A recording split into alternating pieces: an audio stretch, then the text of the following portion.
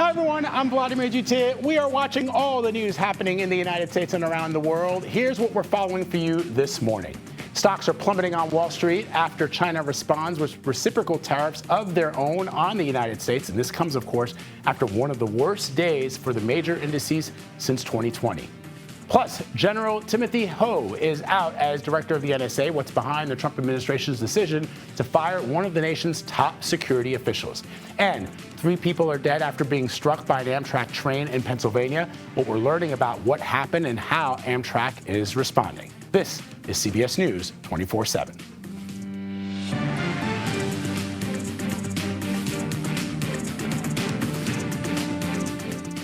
But we begin with the stock market struggling to get back on its feet this morning following the biggest sell-off we've seen since 2020. This is a live look right now at the Dow, which is down more than 2.5% in the red again today. That's equal to $1 trillion in value. Adding to the uncertainty, China announced new retaliatory tariffs of their own in response to President Trump's tariffs. So I want to bring in CBS News contributor J.D. Durkin, who's live at the New York Stock Exchange. JD, I'm just looking behind you at the scene. I mean, when I started working on Wall Street in 1990, it was a very, very different scene back there. It looks so different now. So let's set the expectations for today. They were already low. Then the breaking news early this morning that China was doing those retaliatory tariffs, threw things into a tailspin. What are you thinking is going to happen over the course of the next day? Yeah, Vlad, and now we're seeing the president kind of fire back and post on Truth Social within the last few hours saying this is basically a drastic misstep in response from Beijing. But of course, as you correctly laid out here, I mean, this is just, it seems like sell-off after sell-off right now, given all of the uncertainty. On the one hand, perhaps you could argue at least we got some answers from that Rose Garden presentation a few nights ago. But just, when you consider how many companies have revenue exposure to other parts of the world, especially China, right? You're talking tremendous downward pressure and really a loss of trillions of dollars for companies like Apple, Tesla, Qualcomm, even Caterpillar, a great American brand out of Texas that makes so much of its revenue up to 10% out of China. All of that uncertainty is going to weigh on investor sentiment, on business confidence overall. And you're seeing that reflected with these big red numbers on the big board here at the New York Stock Exchange this morning, Vlad. We showed President Trump's whatever they call it now, tweet X, what it doesn't seem to register with people who are supportive of this and against what China is doing is that Xi Jinping doesn't have to worry about elections. Members of Congress do in just 2 years, as you know. So we already saw historic single-day losses yesterday. The question becomes, even with this better-than-expected jobs report that came out earlier this morning, we're still seeing the market down 2.5%. How long can we expect that this volatility will last? Because it strikes me that given that this is the most volatile we've seen it since the start of the pandemic, that people feel the same way that they did when we were in the midst of the pandemic when it comes to investing. Yeah, and I think the big challenge back then in March of 2020 was that we just simply did not know what the future would hold, how quickly vaccines could get rolled out, and really what a once gunked up supply chain would look like to try and get it back on the rails.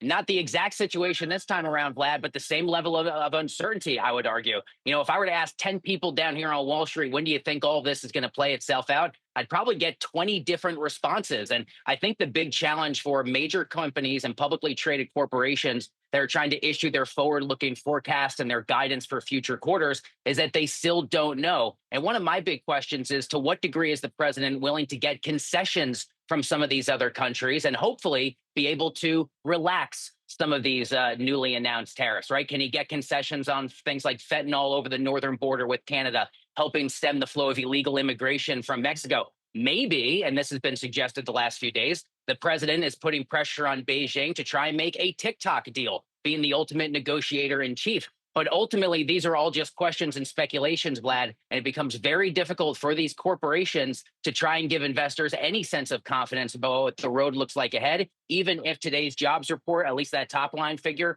was better than expected. Right now, one trader down here told me, hey, the jobs report's just a drop in the bucket, given how much other volatility and uncertainty there is right now rocking the markets. All right, J.D. Durkin reporting from the floor of the New York Stock Exchange for us. J.D., always great to have you, my friend. Thank you. CBS News correspondent Natalie Brand is following the latest on the tariffs from the White House for the political perspective. So Natalie, these baseline tariffs are set to go into effect tomorrow. Reciprocal tariffs April 9th. World markets are reacting again today after a devastating day on Wall Street. How is the Trump administration defending this? Yeah, and so far, Vlad, we have this new tweet from the president responding to China's plans for retaliatory tariffs. You alluded to it earlier, but he said China played this wrong. They panicked. The White House also touting the better than expected jobs report. Of course, those are March numbers, but saying that, investors are investing in the United States. This has been the goal of the administration to try to bring more manufacturing jobs here. Various administration officials have been downplaying the stock market plummeting. That includes Secretary of State Marco Rubio, who spoke to reporters while traveling for NATO meetings earlier this morning.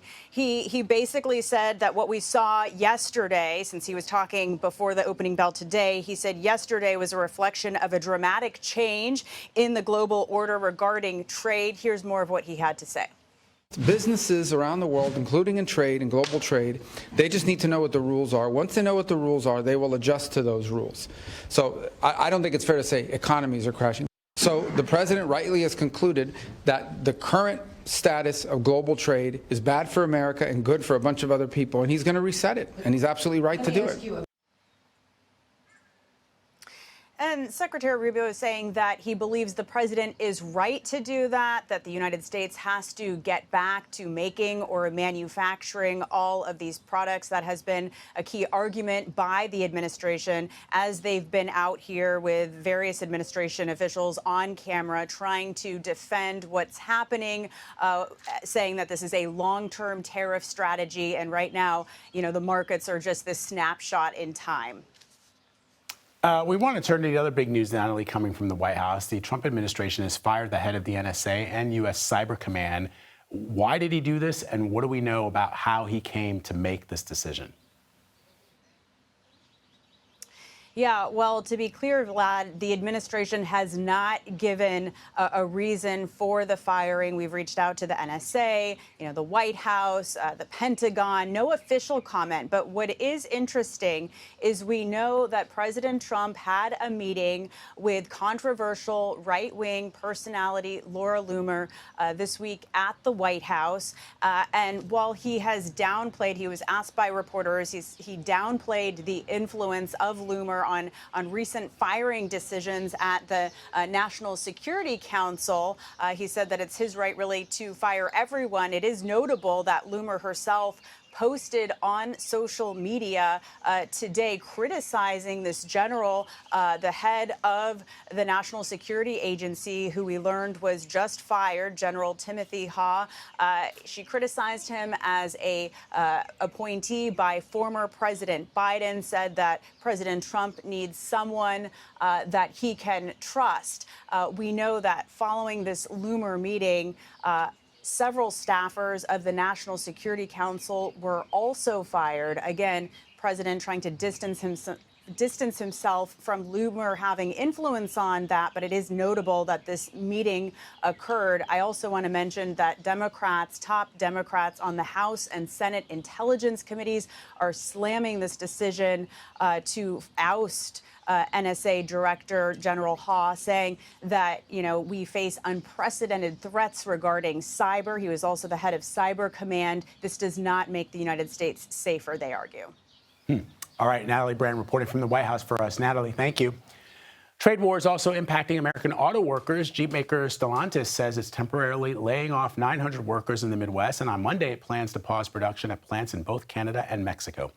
CBS News national correspondent Lana Zak has more from Detroit. Just on the other side of I-75 is one of the 5 U.S. plants that will be experiencing these temporary layoffs, Warren Stamping. I spoke with several workers there. They were notified yesterday that they will not be returning to work for at least 2 weeks. Stellantis says that they are assessing the impact of these tariffs and temporarily pausing production at some plants as well in Canada and Mexico. The president of the United Auto Workers Union, Shawn Fain, took aim at the cut, saying that Stellantis is playing games with workers' lives. He has been critical of President Trump in the past, but he is supportive of the tariff plan. He feels like it is a step towards ending what he sees as a free trade disaster. Now, back in Warring, the people that I spoke with gave the impression that they understand hard times, they understand layoffs, and that they are going to get through it, but that it won't be easy. Back to you. All right, Lana, thank you very much. Voting could begin as soon as tonight on a budget resolution that cleared a key procedural hurdle in the Senate last night. The resolution includes a framework for President Trump's tax cuts. The Senate voted 52-48 last night. The only Republican to break ranks was Senator Rand Paul from Kentucky, who voted no alongside the Democrats. CBS News congressional correspondent Nicole Killian is joining me now from Capitol Hill. Nicole, break down this budget resolution and how do we expect the so-called vote-o-rama to play out? Yeah, well, this is the next stage in a multi-pronged process to try to turbocharge President Trump's legislative agenda. Of course, he needs funding to enact his border security proposals. Obviously, he has talked a lot about energy independence, and of course, he wants to extend his tax cuts. So that is all part of this big, beautiful bill that he eventually wants Congress to pass. So what the Senate is doing today is they have tried to reconcile the two differing versions of these proposals, the House and the Senate version, into kind of a compromise resolution, if you will, and that is what the Senate will be voting on at some point in the coming hours. And so basically it will be a blueprint that will guide how this legislative package will take shape. It'll still take a number of months for it to get over the finish line, but it's just the next phase in the process. So even if this clears the Senate, Nicole, what issues will it encounter in the House? Yeah, well, that's the issue, because, again, as I mentioned, we know that the House had its version, which kind of mirrored more this big, beautiful bill in the sense of really proposing some drastic cuts, whereas the Senate bill was a little skinnier, if you will, a little more narrow. So, again, that is something that even if this budget resolution clears the Senate and moves over to the House, could provide some sticking points for House members who are concerned that the Senate version is still too conservative, whereas the Senate feels the House version may go too far in terms of some of the cuts, particularly if it involves Medicaid. And many senators want to make sure that that isn't touched. The president has also indicated he doesn't want to touch Medicaid benefits. So again, they're going to have to still try to reconcile this and merge these two differing versions, even with this compromise package. But the House certainly wants to move the president's agenda along and is hopeful they can do that as soon as next week. We've seen several lawmakers, Nicole, introduce some legislation to push back on the president's new tariffs. Could those have any impact? Well, we'll have to see. We know earlier in the week, of course, there was a symbolic resolution that cleared with some Republican support that would nullify the emergency powers the president has to, for instance, tariff Canada. There was also a bipartisan measure that was introduced yesterday by Senators Grassley and Cantwell that would basically require the president to notify Congress anytime that there is a new tariff, and also requires Congress to sign off on any new tariff or potentially end any new tariff if they don't approve, because they do want to claw back some of the congressional authority that Congress has around trade policy. That being said, there are some senators who are staunchly behind what the president is doing, even if it's having a negative effect right now on the markets. Take a listen to what Senator Eric Schmitt told me on that front. We're going to have balance. We're going to actually tell these countries, you've been ripping us off, and we're going to treat you like you treat us. So I think if you combine that with tax policy of making these tax cuts permanent for working folks, you combine that with energy dominance, you combine that with regulatory reform, you can combine that with not paying illegal immigrants taxpayer dollars, with a fair trade policy, we're going to have prosperity in this country. So he's trying to take the long view, telling me, let's not worry about what's happening in the markets day to day. But certainly there are some senators who remain concerned about the ongoing volatility, Vlad. All right, Nicole Killian for us, reporting from the Hill. Nicole, really interesting reports. Thank you so much. Appreciate it, friend. Talk weather now. Powerful storms in the Midwest and the South have left at least 7 people dead. Coming up, a look at the path of destruction left behind in Tennessee. You're streaming CBS News 24/7.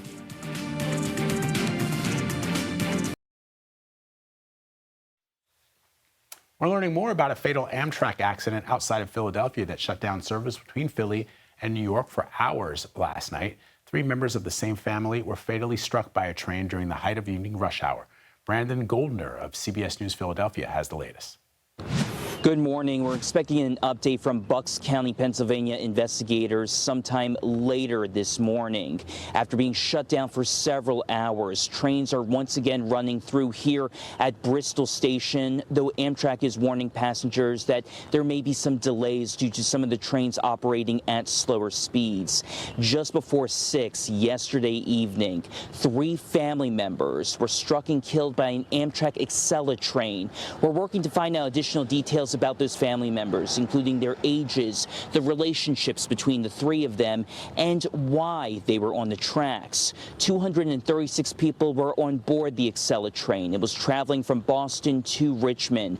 No one on the train was injured, and all those passengers were placed on shuttle buses and taken to other stations. Bristol Borough's police chief says this is an unspeakable tragedy.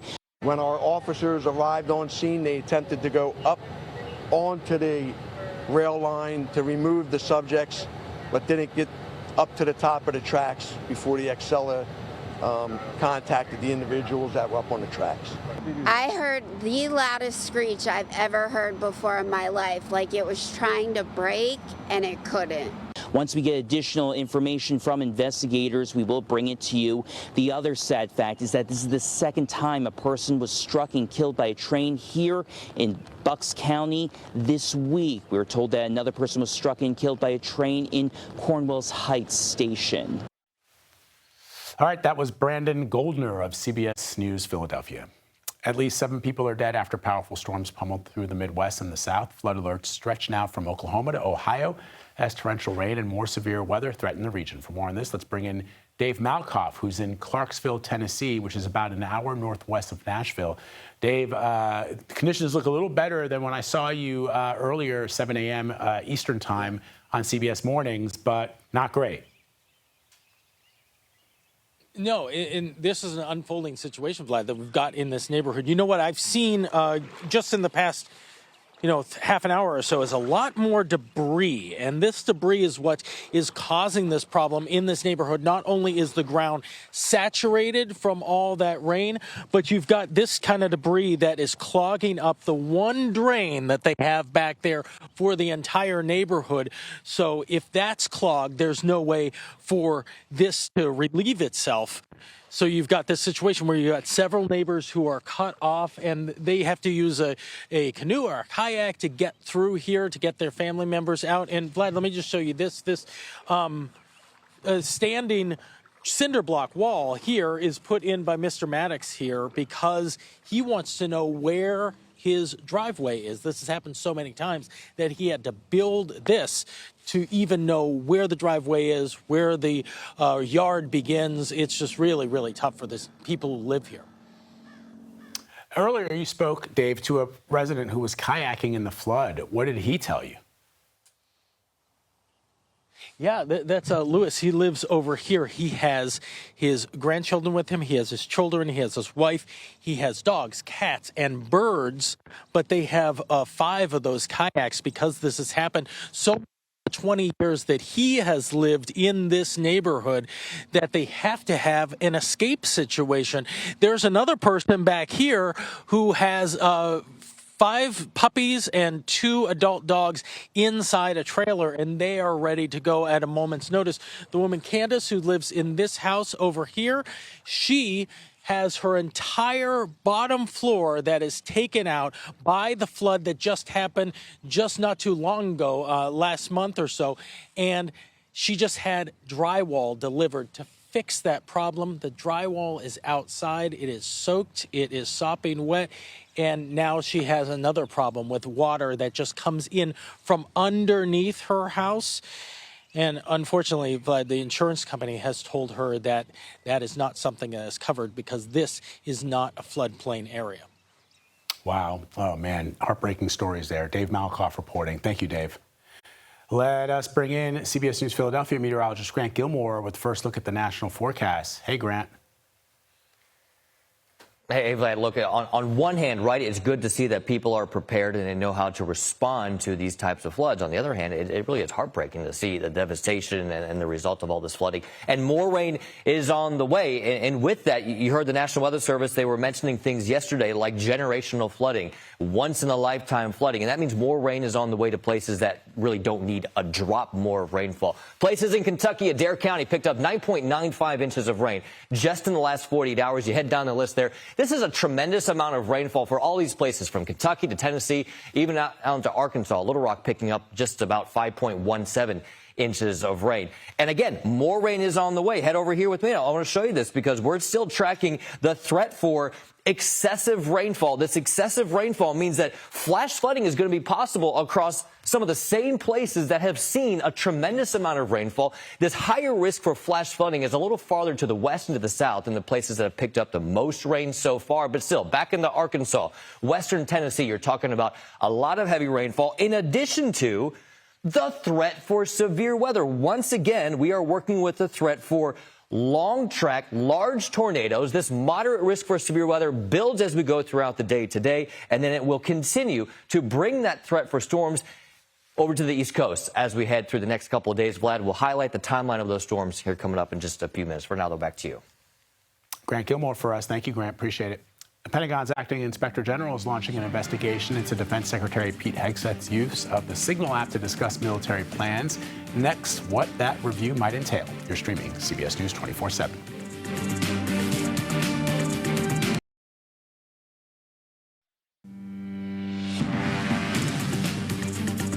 Here's a look at some of the top stories we're following. TikTok's Chinese parent company has until tomorrow to sell the app to a U.S.-based buyer or face a potential ban.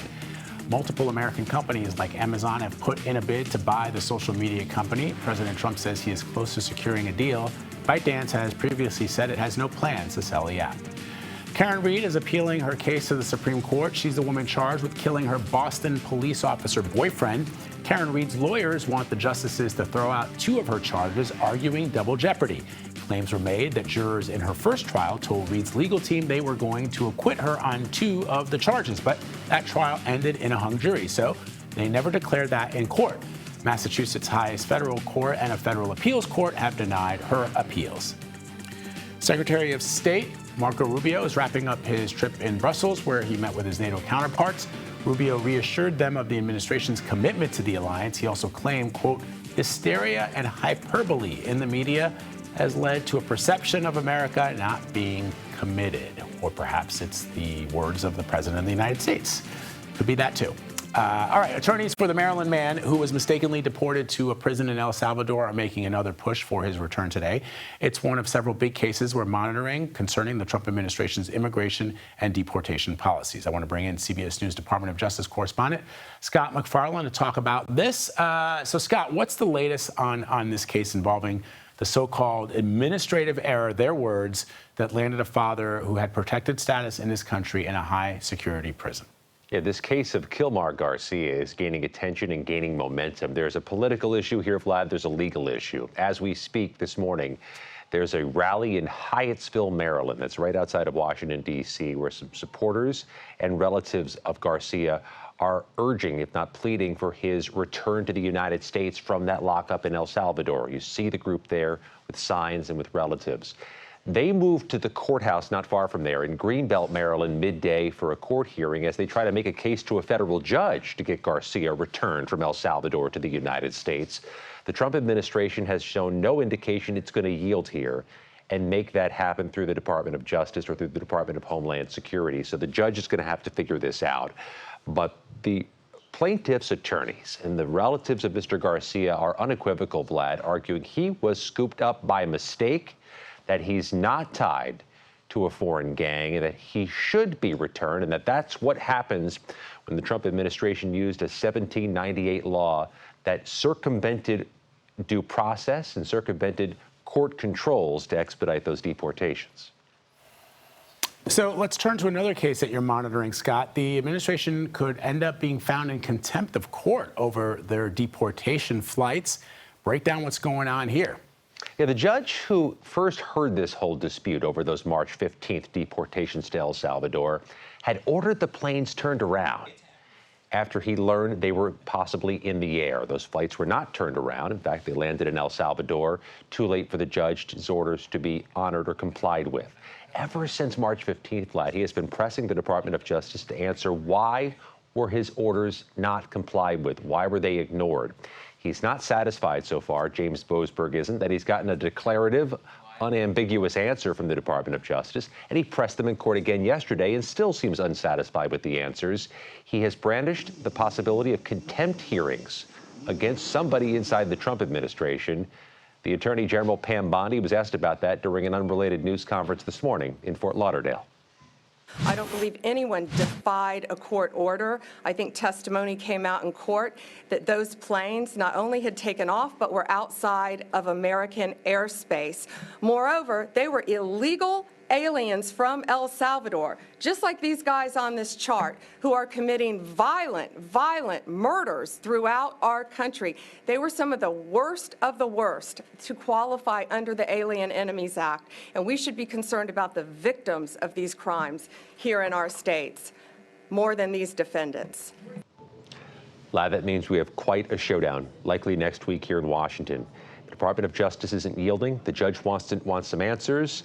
There could be somebody found in contempt of court as early next week. All right, Scott McFarland reporting from Washington. Scott, thank you, my friend. The Pentagon's acting inspector general has announced an investigation into Defense Secretary Pete Hegseth's use of the Signal messaging app to discuss military plans in Yemen. In a memo sent yesterday, the Pentagon watchdog wrote, quote, "The objective of this evaluation is to determine the extent to which the Secretary of Defense and other DoD personnel complied with DoD policies and procedures for the use of a commercial messaging application for official business." The acting inspector general went on to write that the probe will also review compliance with classification and records retention requirements. Health and Human Services Secretary Robert F. Kennedy Jr., meanwhile, says about 20% of the recent job cuts at HHS could also be a mistake. There were a number of instances where studies that should have not have been cut were cut, and we've reinstated them. Personnel that should not have been cut, we're reinstating them, and that was always the plan. And one of the things that President Trump has said is that if we make mistakes, we're going to admit it, and we're going to remedy it. And that's one of the mistakes. Kennedy says one of the programs he plans to restore at HHS is a CDC branch that monitors lead contamination. Europe is threatening to retaliate for the Trump administration's tariffs by putting a 50% tax on American whiskey, as our Janet Shamlian reports, that has the makers of Kentucky bourbon worried. At Luxrow Distillers in the heart of Kentucky's bluegrass country, they'll produce more than 100,000 barrels of bourbon this year, about 5 million gallons. How many barrels in here? A rick house like this can hold upwards of 25,000 barrels. What President Brandon Gall is less certain of, how souring trade relations will bruise the state's whiskey industry. What is your level of concern right now about tariffs? Yeah, it's something that we are monitoring very closely. As an industry and as a business, we are concerned. As the bourbon ferments, the industry stews. American-made spirits were already targeted by Canada and the EU during President Trump's first term.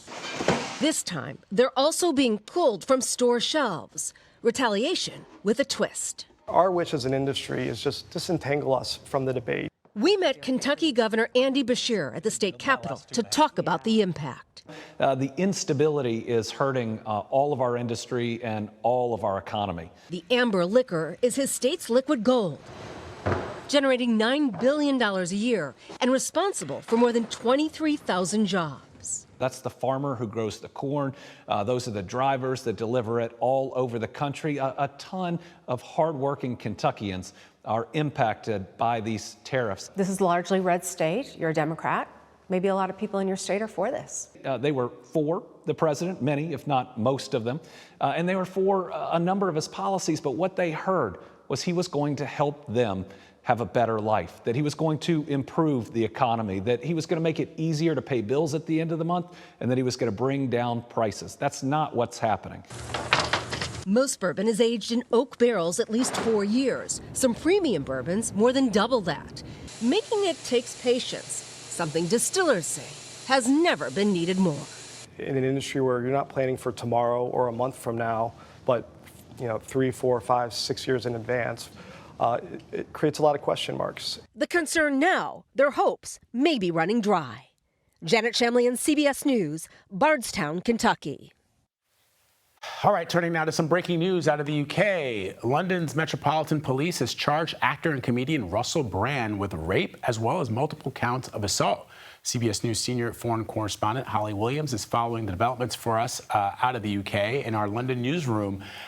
So, Holly, this sort of broke just a couple of hours ago. What more can you tell us about these charges?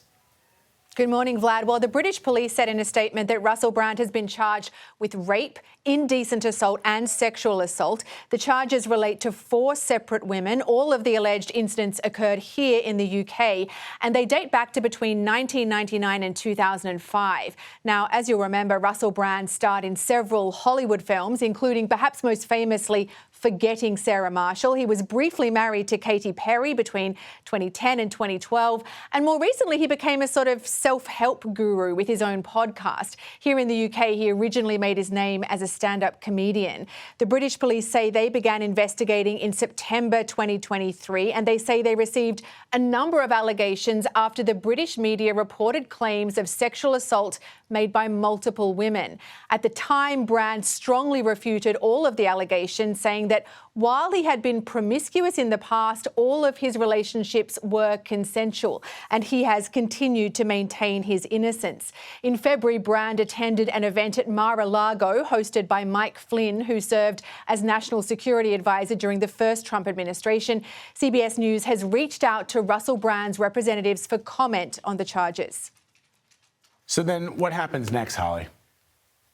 So the British police say that Russell Brand will appear at a magistrate's court on the 2nd of May, where it's expected he'll be asked to enter a plea.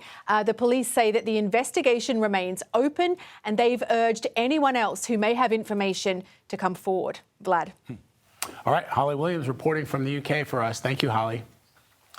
Let's turn back to some weather and bring back Philadelphia meteorologist Grant Gilmore with another look at the national forecast. Hey, Grant.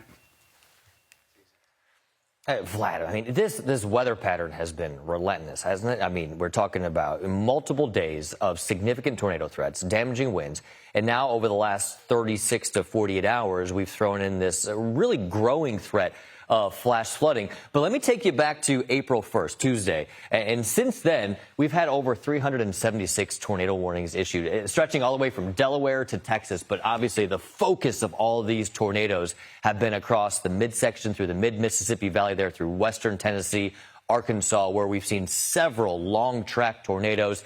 And that threat continues today. A moderate risk. It's not a high risk. It's a moderate risk, but still a rare moderate risk for severe weather today. They're right there through central Arkansas into portions of southeastern Missouri and northeastern Texas.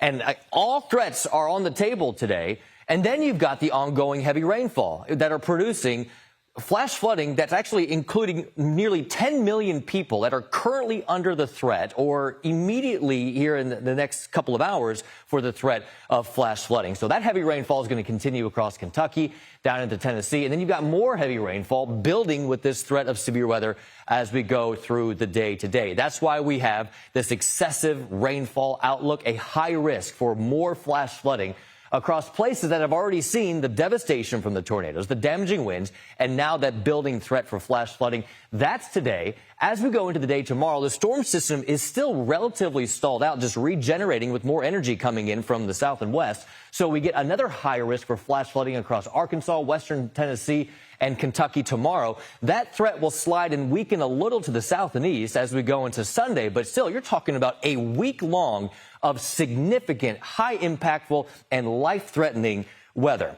Let me bring up the map here, and we'll show you the forecast with the forecast radar as we make our way into the weekend. Again, midsection of the U.S., that's where we see that threat for severe weather and flash flooding today. But as we finally go through the weekend, Vlad, Sunday into Monday, the storm system clears to the east. But on the backside, no joke, guys, we've got snow and sub-freezing temperatures on the way for early next week. Vlad, back to you. All right, Grant, thank you very much. Israeli forces claim they killed a Hamas commander in Lebanon as IDF troops expand their push into Gaza. We'll have details on the latest offensive next. You're streaming CBS News 24/7.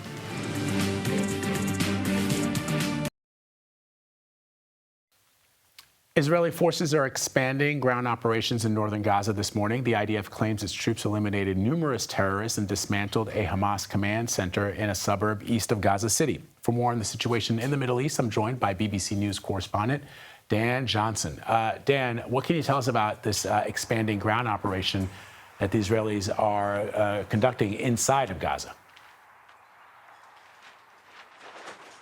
Yeah, the latest phase of this intensifying military operation is focused on the eastern side of Gaza City in the north of the Gaza Strip. There is a larger area there that Israeli forces have told Palestinian civilians to evacuate. The Israeli Defense Forces say they are facilitating that evacuation of civilians because of the intensifying military action targeting Hamas militants and their command and control infrastructure. But we've already seen more and more Palestinian civilians caught up in this as the military action has intensified right across the Gaza Strip in the more than 2 weeks now since Israel resumed airstrikes. And we've seen more IDF activity on the ground as these security zones have been expanded, these no-go areas and the security corridors that Israel is trying to put in, it says, to target Hamas, to put pressure on the organization and to keep Israel and its citizens safe. But there has been enormous displacement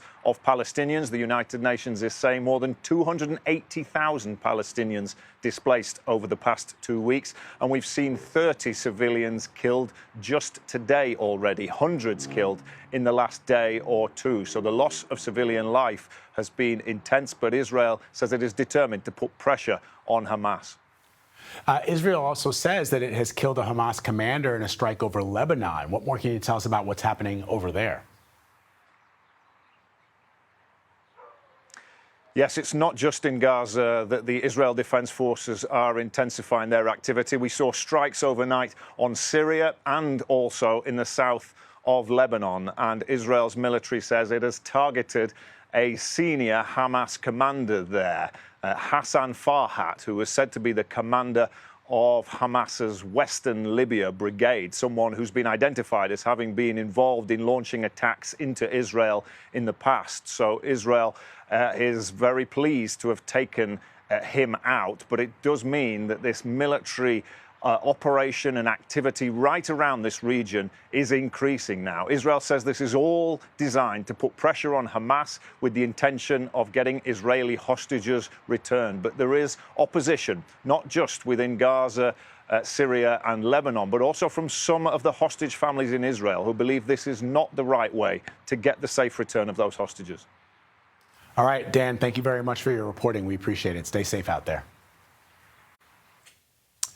There were all kinds of scenes of joy and despair on the streets of Seoul this morning as South Korea's Constitutional Court ruled unanimously to impeach President Yoon Suk-yeol.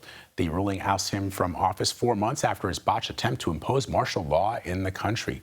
Katie Watson, with our partners at the BBC News, has more from Seoul. This was a decision that everybody here in South Korea was waiting for, whether or not they supported Mr. Yoon. And you can see now that people here are just getting back to some kind of normality. It's been 4 months since the botched attempt at invoking martial law. It was a move that really upended this country, a country proud of its democratic values. As the one person said to me earlier, this is the end of one chapter of political instability and it's the start of another, because within 60 days now, the country has to hold fresh elections. But the story isn't over for the former president, Mr. Yoon, because he also faces separate insurrection charges related to the invoking of martial law, and that is a sentence that could mean life in prison or even the death penalty. So that's a trial that will also continue. Meanwhile, people here just want to get back to some kind of normality and also want to bring the country together, because these past 4 months have been very damaging for the unity of the country. Katie Watson, BBC News for CBS News in Seoul. The NCAA Women's Basketball Final Four tips off tonight in Tampa, Florida. We have a preview. Stay with us. You're streaming CBS News 24/7.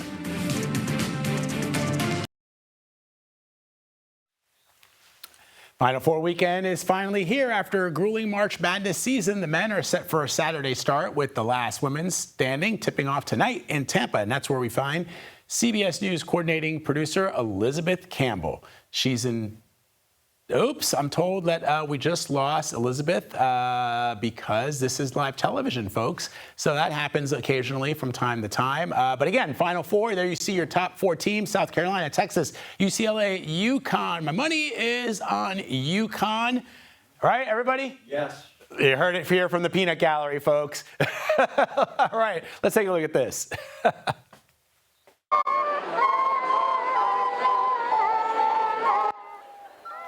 Keep calm and carrot on, baby. Fine. That's King Charles playing. I'm glad they could identify this song. I guess it's Twinkle, Twinkle, Little Star on a carrot recorder with the London Vegetable Orchestra. Vegetable. The group, which uses instruments made of handcrafted local vegetables, was just one of several featured performers at the Windsor Castle music reception yesterday. The event celebrates music across the United Kingdom. I mean, so all you have to do is know how to play a carrot, and you can go to Windsor Castle and hang out with the king, His Majesty, His Royal Highness. I mean, I'm down for it. I can play the flute or whatever that is, you know? He looks good doing it, Charles. Keep on, Charles. Rock on, Charles. Rock on. Meanwhile, a man from Queens is getting a second chance at life after receiving a rare triple organ transplant. CBS News New York reporter Jennifer McLogan has that story. I can feel my heart now beating more strong.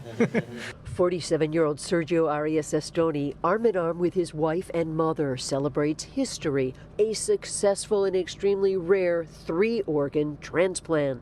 I feel so proud to get all these organs and try to honor my donor. Donor gave heart, liver, and kidney. To have all 3 be a match for him is indeed a miracle. The triple match came from a single unidentified donor before a 14-hour surgery among a rotating team of medical experts. It's definitely not another day in the office, not a regular day. Moments like this are very rewarding to the team. It was really a highlight of my career to be part of this operation. Sergio had to stop working at his Long Island factory when his 3 organs began failing, spending months at Northwell hospitals waiting and hoping. His family prayed. So this was spiritual for you, but also physically you're feeling?